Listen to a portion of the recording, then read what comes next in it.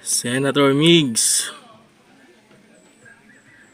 ano na ba naman nangyari sa iyo? Ano na nangyari sa atin?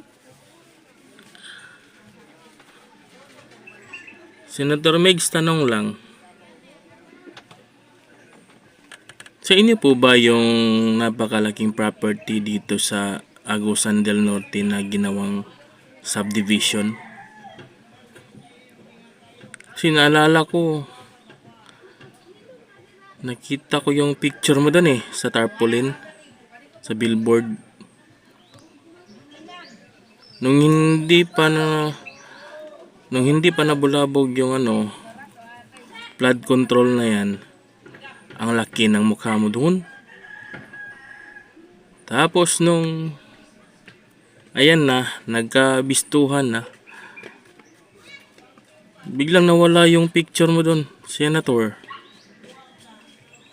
Ha?